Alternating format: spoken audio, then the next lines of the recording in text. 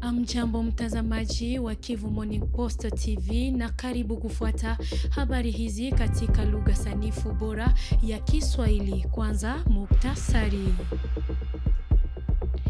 Je, kinga za aliyekuwa rais wa DRC Joseph Kabila zinaweza kuondolewa? Kikao kwenye seneti itapana jibu kwa swali hiyo kesho siku ya 4. Wakati huo seneta wa Kongo Francine anaamini kuwa baraza la juu halina mamlaka ya kuinua kinga za aliyekuwa mkuu wa nchi. Na kwa habari nyingine, yale yanayoitwa mazungumzo ya kuleta amani mashariki mwa DRC kati ya AFC M23 na serikali ya Kinshasa yanasemeka kusimamishwa. Na kwa habari nyingine, yale yanayoitwa mazungumzo ya kuleta amani mashariki mwa DRC kati ya AFC M23 na serikali ya Kinshasa yanasemeka kuwa yamesimama. Wakati huo wahasi wao wanaimarisha position zao katika mtaa wa Walikale. Habari kamili.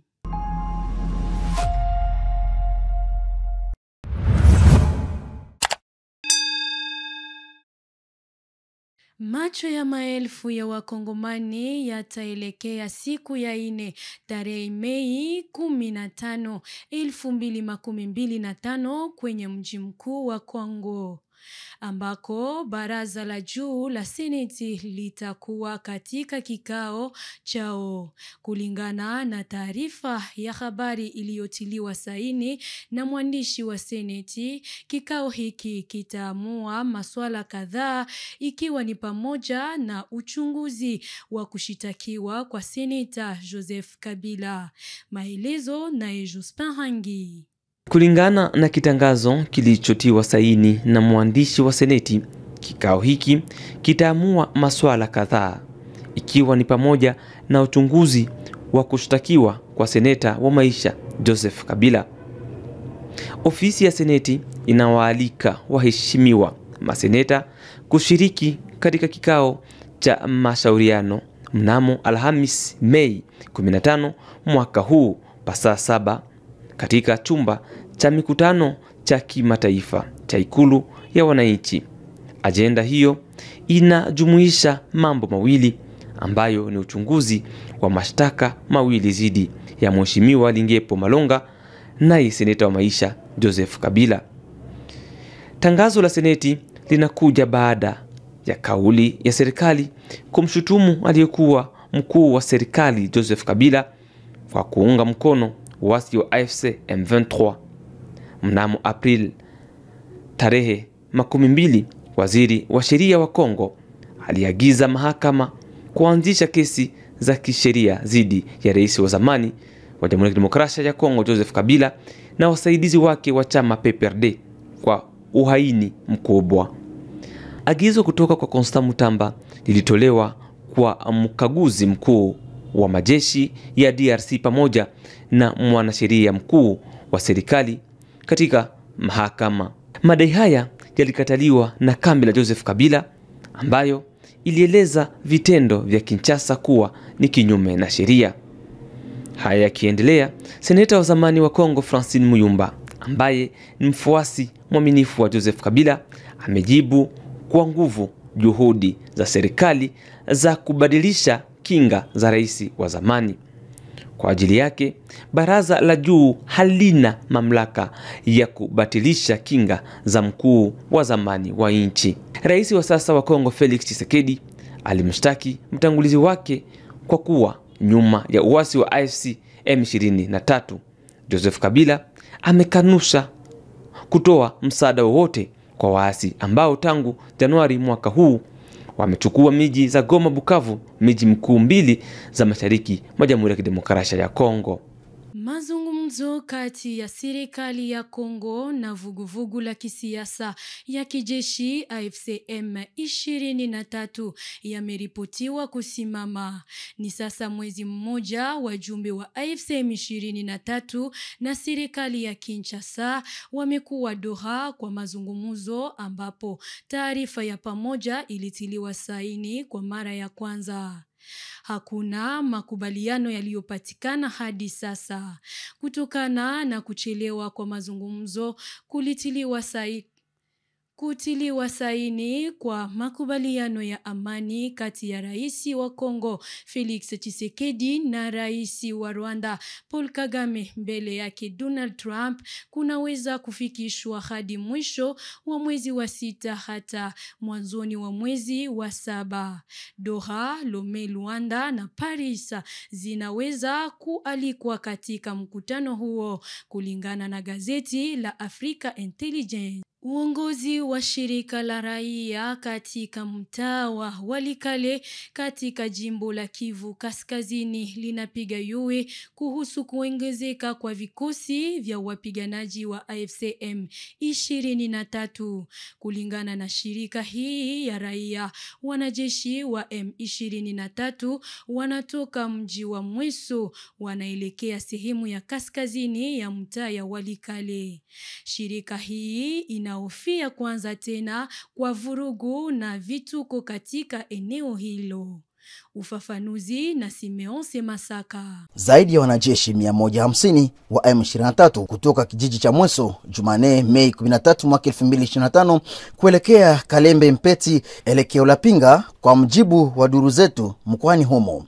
Tuwe macho, alinena Fisto Misona, kiongozi wa shirika la kiraia tarafani Walikale. Tahadhari hiyo la shirika la raia laonekana wiki moja baada ya shirika hilo kutoa wito kwa jeshi la taifa la Kongo na wazalendo kuwa waangalifu kufuatilia kuimarishwa kutoka kwa wanajeshi wa AFC M23. Mwezini April, waasi wa AFC M23 walijiondoa kutoka eneo la Walikale na maeneo yanayozunguka kwa ajili ya maandalizi ya kuanza kwa mazungumzo ya moja kwa moja kati ya Kinshasa na Doha, Qatar. Jeshi la Kongo lilikalia tena mji huo siku moja baada ya waasi hao kuondoka. Katika wiki za hivi karibuni, mapigano makali yameripotiwa kati ya vijiji vya Kibati, Kashebere na maeneo jirani kati ya wapiganaji wa AFC M23 na wazalendo wanaoshirikiana na jeshi la FARDC. Mapigano haya yalisababisha watu wengi kuhama makazi yao. Nayambaje Pacifique, mpiganaji wa FDLR, alijisalimisha kwa utashi wake kwa M23 Mei 13, 2025. Alikimbia vurugu za ndani na kushutumu unyanyasaji wa kinyama katika kundi lake. Alieleza kuwa aliamua kutoroka baada ya kutishiwa kuchomwa kwa moto. Aliongea na Kivu Morning Post TV. Nilikuwa naishi na FDLR, nilikuwa mwanachama wao kabisa. Viongozi wetu walitaka kututuma Walikale porini. Niligundua kuwa siwezi kuendelea kuishi maisha haya ya kukimbia kila wakati. Siku mbili kabla ya hapo, viongozi wetu walituchoma kwa chuma moto. Walisema kwamba yeyote atakayejifanya kukimbia na kukamatwa akiwa na alama hiyo atachomwa moto hadi afe. Hapo ndipo nilipoamua kukimbia, kwa sababu sikuweza kuvumilia maisha kama hayo. Hapo awali nilikuwa naishi Rwanda, lakini nilitekwa na FDLR huo Kibumba porini. Serikali la jimbo la Kivu Kaskazini iliyowekwa na viongozi wa AFC M23 inaendelea na kazi za kukarabati barabara ya Kibumba kwenye mpaka kati ya mtaa wa Nyiragongo na Ruchuru.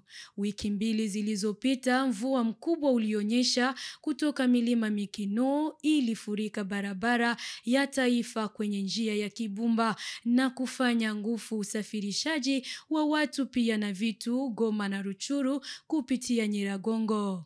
Kwa sasa barabara hiyo imetengenezwa vizuri ni kupitia ushirikiano kati ya msimamizi wa mtaa wa Nyiragongo na liwali wa jimbo la Kivu Kaskazini, jambo linalofurahisha watumiaji wa njia hilo. Haya yalibainisha katika ripoti ya Mei 18, 2025 na kitengo cha mawasiliano cha mtaa wa Nyiragongo. Barabara ya Kibumba inayokuwa mpaka kati ya wilaya ya Nyiragongo na wilaya ya Ruchuru inakuwa inatengenezwa kupitia msaada wa serikali wa jimbo. Haya kisha administrator wa wilaya Nyiragongo Ephraim Kabasha kulomba msaada. Kiongozi huyu anafurahi kuona gari na pikipiki zinapita. Tumsikilize Ephraim Kabasha. Tumefanya pledoyer kwa liwali wa jimbo. Tunaye kiongozi ambaye anasikia malalamiko ya wakaaji, mbiombea akatusaidia, akaleta magari za kutengeneza hiyo barabara na nawaza watu wanatembea hapo bila shida tena. Kuna kuwa shida barabara kwenda Kabuhanga na imepima haribika, lakini tutaendelea kumlilia liwali sababu ni kiongozi ambaye anasikia mbio kwa haraka na anapenda raia, atatusaidia ili ile barabara nayo itimilike. Ukarabati wa barabara hiyo inafurahisha vile vile wakaji wa eneo hiyo na wanashukuru administrator wao kwa juhudi. Tumwasikilize hapa wakisema. Ilaro nani hata alionaka mai na iki naingia musoko mzima, ndio maana katafuta bakayaji bakabomora hapa, ndio bakatia ikilaro. Ni kufanya courage, anazidi tu kuendelesha. Bako wanafanya bie. Ni administrateur mwenye anaanza pana sekuru kule, anapana ile sekuru wanatutengenezea. Hapa kulikuwa kashite. Ilikuwa natutatiza sana tena sana. Juu pale accès deja barabara ilikuwa iko difficile sana, compte tenu que magari hapa zilikuwa ziko nafako ma 3 jours ma déchargement magari kuanguka. Administrateur baendelee tu batie ma mécanisme watengeneze barabara juu ikuwe plus accessible. Mwenye iko naitengeneza endelee tia force et aussi tunamsutenir na shi tunaweza porter soutien toujours ni maendeleo ya kwetu. Mtafahamu kwamba raia wa Nyiragongo wanakuwa wanahudhuria vile vile kwa ujenzi wa barabara hiyo. Msimamizi wa mtaa wa Nyiragongo aliyeshimikwa na AFCM 23 amekataza rasmi shughuli za mulimo na ufugaji wa ngombe katika bunga la wanyama la kitaifa la Virunga. Faini ya dola za Kimarekani 225 imewekwa kwa wafugaji watakaoenda kinyume na sheria hiyo. Uamuzi huu unalenga kulinda mazingira dhidi ya uvamizi, alieleza Kabasha Ephraim hii siku ya pili Mei 13, 2025 pa Nyiragongo. Inakatazwa kuchunga ngombe na nyama yoyote ndani ya mbuga la nyama Virunga, pia ulimaji unakatazwa vile vile. Ni kiongozi wa wilaya Nyiragongo ndio anatoa aliko hiyo. Yule atakayenaswa talipa fizia ya dola 215 za Marekani, alifahamisha Ephraim Kabasha, kiongozi wa wilaya Nyiragongo. Tumusikilize hapa akisema. Tumeambia wafuga ngombe na pia wachungaji kama inakatazwa kabisa tena sana kuchungia katika parke la Virunga la wanyama, la parke la Virunga. Ina yule ambaye atanaswa atalipa amande ni $250, dola 215. Kiongozi huyu wa wilaya Nyiragongo alitoa hongera kwa raia wake wanaojihusisha kwa ukingo wa mazingira. Kuna utalii ndani ya mtaa wa Nyiragongo, volcano na magori, mabifle na vingine. Tunataka pia utalii wakati amani rudie, wazungu wakuje watazame mlima wa Nyiragongo, watazame na vinginepo. Mnaona majani meanza kuota, usizani inaota kwa kazi ya mchezo. Ni kwa sababu kuna nguvu zilizotiliwa ili parke tena irudie gisi ilikuwa. Wakati tulifika hapa, tulikutana parke inalimwa. Wamekata miti, wamefanya vyote, wameharibu kabisa. Lakini sisi katika chama chetu tunaheshimu sana mazingira. Mbuga la wanyama ya Virunga inakuwa nafasi nzuri ya utalii nchini DRC. Kiongozi wa wilaya Nyiragongo Anaalika Wakongomani na watu wote wageni pia kuja kutembelea wilaya hiyo. Tangu kukamatwa kwa mji wa Goma Januari, siku moja baada ya kutekwa kwa mji wa Goma na waasi wa M23, uwanja wa mpira Unite ulifungua tena mlango wake Jumatano hii Mei 14 chini ya uangalizi wa viongozi wapya. Maelezo na Ben Muhima. Uwanja ulitumika kwa muda kama kambi ya wanajeshi wa FARDC waliobaki mjini, lakini sasa umerejea kutumika kwa michezo, hasa mpira wa miguu. Watu waliokamatwa na AFC M23 wakati wa msako wakiwemo wazalendo, wapiganaji wa FDLR na wahalifu walionyeshwa kwa waandishi wa habari kwenye uwanja huo.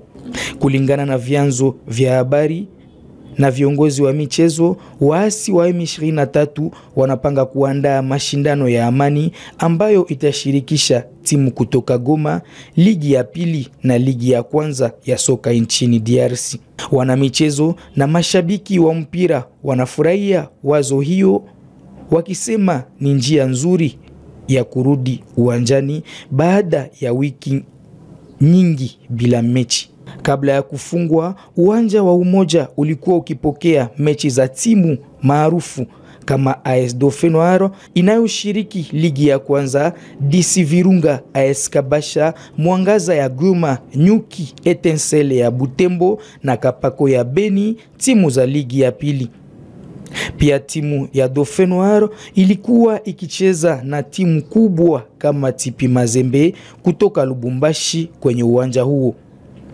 Ufunguzi wa uwanja ni habari njema kwa watu wa Goma. Hata kama bado kuna matatizo ya usalama, kurejea kwa michezo kunaleta tumaini na furaha kwa wakaaji. Na ni hapo ndipo tunafika mwisho wa taarifa hizi za habari toka Kivu Morning Post TV. Aksanti kwako ambaye uliyetufuata. Kwa heri.